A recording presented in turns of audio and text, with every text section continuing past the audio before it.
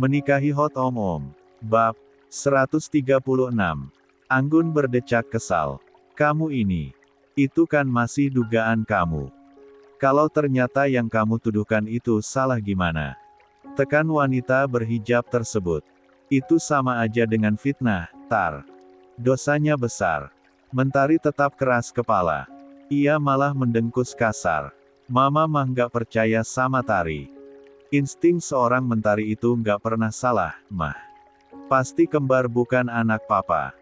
Muka mereka aja gula Jawa gitu. Papa udah tua gitu masih kelihatan gagah loh, ma. Muka blasteran papa juga kelihatan kok.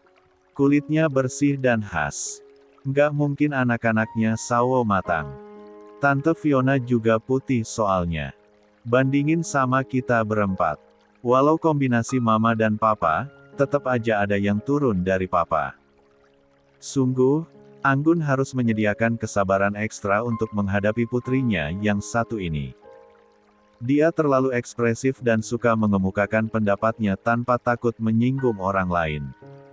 Pokoknya kamu harus dengerin mama, Tari.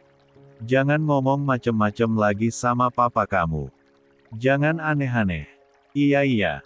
Mentari tetaplah mentari. Ia berkata iya, namun dengan mata yang memutar malas. Tentu saja dia tidak benar-benar berniat berhenti untuk mengorek tentang istri muda ayahnya itu. Dendamnya masih belum usai. Perempuan itu juga harus hancur sebagaimana dulu ibunya juga hancur. Tidak lama setelah obrolan itu, Haris dan Widya pun kembali. Bersamaan dengan itu ada notifikasi pesan masuk ke ponsel ayah kandung Widya tersebut. Mas, izin.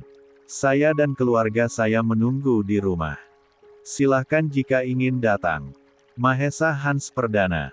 Mahesa minta aku ke rumahnya, ucap Haris sesaat setelah menerima pesan dari Mahesa. Kamu sama Widya jadi naik taksi online? Tanya lelaki itu. Di rumah Mahesa. Tanya Anggun sambil mengernyitkan dahinya. Sejenak hatinya goyah jika sudah menyangkut kediaman keluarga menantunya itu. Awalnya ia berpikir suami dari anaknya itu akan mengajak Haris bertemu di rumah sakit dan berbicara di tempat khusus, tapi nyatanya salah duga. Iya, di rumah keluarga besarnya tepatnya. Sepertinya semua keluarganya juga akan ada di sana. Anggun meneguk ludahnya susah payah. Tiba-tiba rencana di otaknya berubah. Ia sangat ingin bertemu dengan orang-orang yang telah menyakiti mental Widya. Wanita yang ada di video itu, ia sangat ingin menemuinya. Terlebih seseorang yang sudah menjadi madu anaknya saat ini. Aku ikut, Mas. Kamu nggak bisa ke sana cuma sama Mentari, putus Anggun. Kalau Mahesa dan keluarganya berkumpul, maka aku pengen lihat siapa aja yang udah nyakitin anakku. Sungguh, hati Widya berdenyut lagi. Ia benar-benar tidak ingin ada keributan dan berharap semua masalah akan selesai. Gimana dengan Widya? Tanya Haris. Biar dia tunggu di mobil aja. Widya nggak perlu lagi terlibat. Ma, keluh Widya. Ia merasa sangat khawatir. Mama udah janji nggak akan. Nggak bisa, Bun, potong Anggun.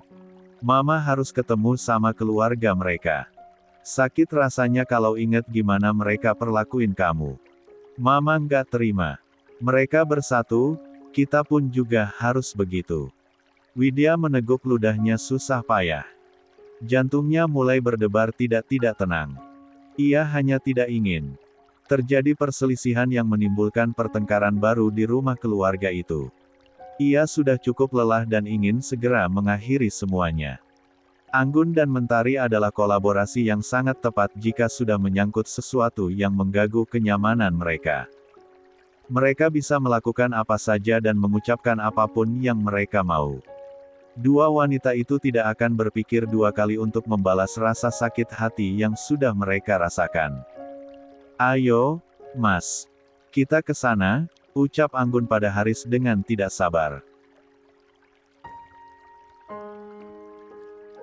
Kita selesaikan sekarang juga. Kamu yakin, Gun? Tanya Haris memastikan. Sebab ia juga khawatir kalau anak dan mantan istrinya itu Akan lepas kendali dan malah berbuat hal yang menyakiti fisik orang. Kamu jangan sampai main kekerasan fisik. Nanti bisa panjang urusannya. Yakin, Mas?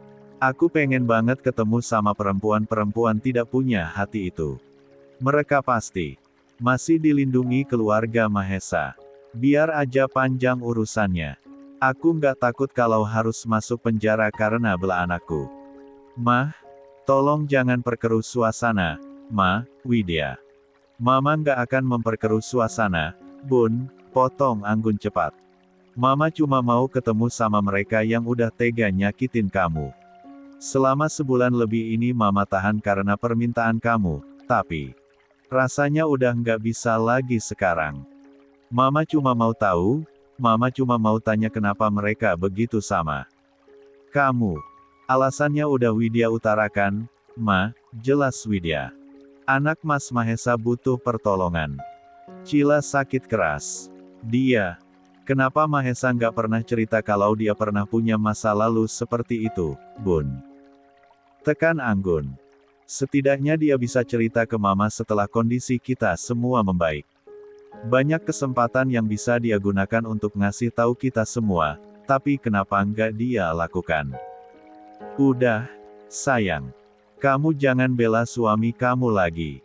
Udah benar kalau kamu lepasin dia. Masa depan kamu masih begitu panjang. Masa depan kamu masih begitu cerah. Kamu jangan pernah mikirin jaki laki itu lagi. Udah untung Tuhan belum kasih kalian keturunan. Ternyata ini yang ingin Tuhan tunjukkan. Dia nggak mau kamu terbebani sama masa lalu suami kamu itu. Terlebih masalah anak dan istrinya. Sekarang, rumit. Mama sakit hati kamu diginiin. Mama nggak terima. Rasanya luka lama itu seperti keulang lagi. Mama udah lebih dulu rasain, Bun. Sakit, nggak sanggup rasanya. Mau mati rasanya Mama ini saat itu. Haris mengeraskan rahangnya. Ia merasa tertampar. Di satu sisi, ia tidak merasa lebih baik daripada Mahesa. Apa yang terjadi pada menantunya saat ini lebih masuk akal daripada dengan apa yang dia lakukan dulu. Ia menyalahkan Anggun tanpa sebab. Sedangnya untuk kasus Mahesa, bahkan putrinya sendiri yang meminta suaminya itu untuk menikahi mantan istrinya terdahulu. Semua terjadi atas izin Widya. Bahkan semua terjadi atas permintaan putrinya yang merasa tertekan dan tidak punya pilihan. Mas Mahesa udah berusaha menghindari semua itu, Ma, ucap Widya lirih. Widya udah jelasin. Kondisi Mas Mahesa juga terjepit, Ma. Kasian anaknya. Cila nggak berdaya. Dia, bahkan Widya nggak bisa ketemu dia selepas dia operasi.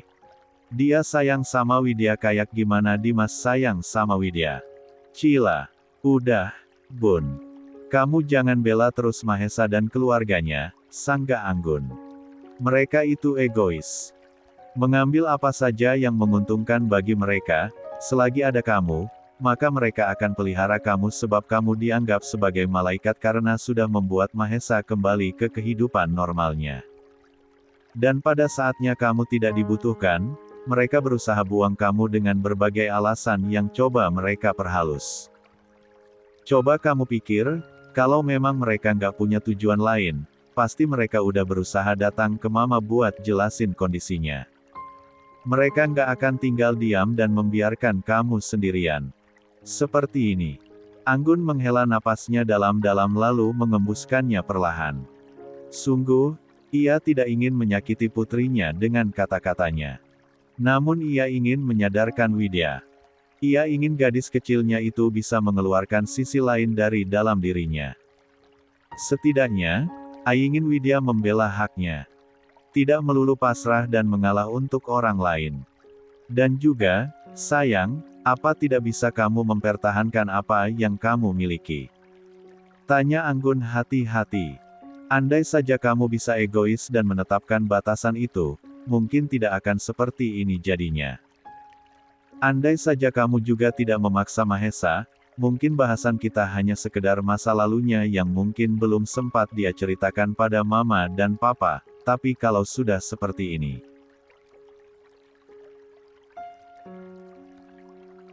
Sampai dia punya anak lagi dari istrinya terdahulu. Anggun kembali menjeda kalimatnya. Dadanya terasa semakin sesak saja. Gimana Mama akan mengambil celah baik dari Mahesa, sayang? Sisi Mama yang harus Mama ambil demi tetap berpikir kalau dia adalah laki-laki baik dan bertanggung jawab. Sudah, Gun, ucap Haris menengahi. Jangan membebani Widya lagi. Sudah. Ayo kita selesaikan sama-sama semua ini. Kita orang tuanya.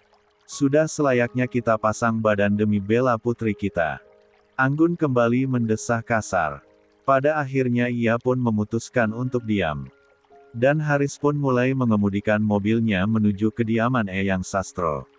Tari mengetukkan sesuatu di atas layar benda pipihnya. Ia menuliskan banyak kalimat di ruang catatan ponsel pintarnya. Setelahnya, ia menyerahkannya pada Widya agar adiknya itu membacanya. Tenangin diri kamu, Dek. Mama nggak bermaksud buat bikin kamu sedih. Tapi selama ini dia udah cukup nahan, rasa kecewanya Mama sebenarnya bukan terhadap Mahesa aja, tapi juga kamu dan dirinya sendiri. Dia jadi inget pas masa kamu dipukuli dan dihukum sama dia, tapi kamu malah diem aja dan nggak berusaha bela diri kamu. Mama ngerasa nggak rela kalau kamu diem seperti itu dan pasrah aja nerima semua nasib kamu, Bun. Andai kamu bisa mempertahankan suami kamu. Gimana pun Mama juga udah sayang banget sama Mas Mahesa. Sebenarnya Mama nggak rela kalau rumah tangga kamu berakhir seperti ini. Please, Buna. Apapun yang terjadi nanti, tolong kamu jangan ngalah lagi. Bela hak kamu, bela harga diri kamu. Pertahankan apa yang jadi milik kamu. Tolong egois sedikit. Masih ada kesempatan kalau memang kamu ingin mempertahankan rumah tangga kamu. Buat Mahesa memilih antara anak-anaknya atau kamu. Ini bukan berarti kamu berniat jahat, kita cukup lihat, seberapa besar sebenarnya Mas Mahesa mau mempertahankan kamu. Widya meneguk ludahnya susah payah. Pesan yang dituliskan oleh Mentari begitu mempengaruhinya. Sungguh, ia sudah cukup berpikir selama 1 bulan belakangan ini. Tapi isi kalimat dari kakaknya itu membangkitkan trigger lain dari dalam dirinya. Dalam diamnya, kakak perempuan itu melingkupi tangannya yang berada di atas pangkuan. Merematnya pelan dan memberikan kekuatan di sana. Setengah jam pun berlalu, mobil Haris tiba di pelataran rumah Moan Nan Megan milik kediaman keluarga menantunya setelah melewati pos keamanan yang dijaga ketat. Ayo. Tangan Widya sudah sangat dingin. Hatinya berkecamuk bukan main. Untuk sesaat ia memindai rumah yang selama ini menjadi saksi kesakitannya. Sungguh, hatinya terasa ditancapi belati kembali. Di rumah inilah suaminya menikah lagi. Di rumah inilah suaminya itu berhasil menghamili istri keduanya ini kembali. Dan di rumah inilah, segala kehancuran hatinya terjadi. Yok, Pak. Kamu tunggu di sini aja, Dek. Widya diam. Tidak menimpali ucapan Mentari. Ia terpaku pada rasa sakitnya yang kembali terkuat ketika sampai di kediaman keluarga suaminya ini. Lukanya yang masih sangat basah itu seperti disirami air cuka yang membuatnya sangat pedih. Haris dan Mentari pun keluar, meninggalkan Anggun yang juga akan bersiap keluar. Kamu boleh muncul di tengah keluarga itu, Bun.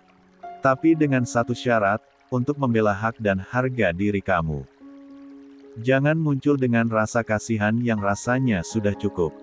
Jangan bela siapapun lagi.